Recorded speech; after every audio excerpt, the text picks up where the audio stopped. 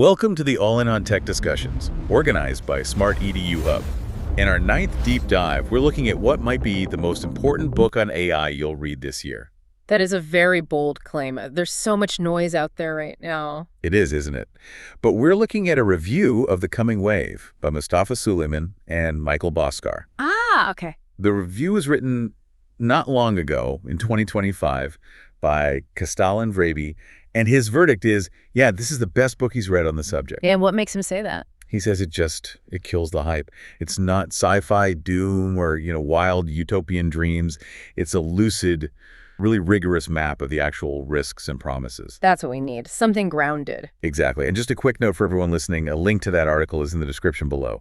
So let's start with the author. Mustafa Suleyman isn't just an academic in an ivory tower. Oh, not at all. He's the co-founder of DeepMind and Inflection AI. He is actually building this stuff. So he's in the trenches. He's in the trenches, but he's also a critic, which is the rare part.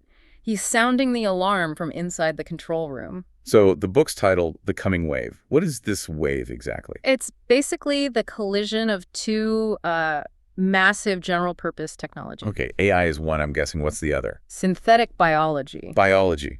How does that connect to AI? They're both evolving at breakneck speed. I mean, think about it.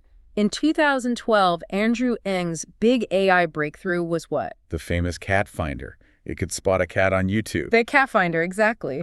Now, just a bit more than a decade later, we have Gen AI systems that can do multi-step planning. Like reason ahead for 3 to 5 years. Yeah, so we went from that's a cat to plan my entire business in a heartbeat. That's a staggering leap. Now, apply that same curve to biology, DNA printers. Their cost has crashed. You can get one for about $25,000. That is, wow. That's uncomfortably affordable. And that's the whole point. Biology becomes a platform. You could, in theory, print biological agents from a garage. Which leads us to the core problem of the book, I take it. The containment problem, yes. Technology, when it gets cheap and useful, tends to spread. It diffuses everywhere. And this wave is, harder to stop? Much harder. The book highlights 4 features: asymmetry, hyperevolution, omni-utility, and autonomy. Okay, let's break down asymmetry. That sounds a bit abstract. What does it mean for us? It means the power balance is shattered. A small group, even one person with access to this tech, could cause massive, massive disruption. You don't need a state-sized budget anymore. Not at all. That's what they call an amplifier of fragility. And with omni-utility, it's useful for everything, so you can't just ban it. You can't ban the tech that might cure cancer just because it could also be a weapon. Exactly. So if we can't stop it, how do we, stay safe? Please tell me there's a plan. Suleyman proposes something called the containment onion. An onion. Yeah, think of 10 layers, 10 concentric circles of safety. At the very core, you have technical checks on the AI's code itself. In the outer layers. They get broader.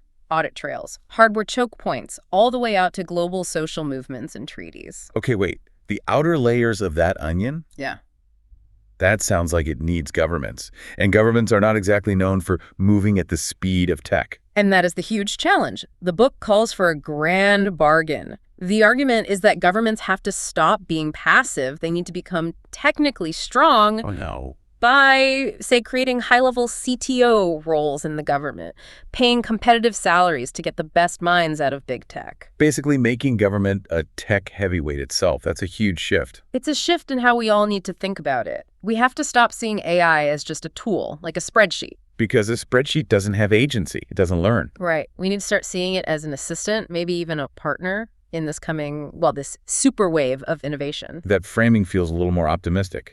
An assistant. And that's the book's core, really. Despite all the risks, it's about what he calls optimistic pragmatism, finding that very narrow path between catastrophe on one side and dystopia on the other.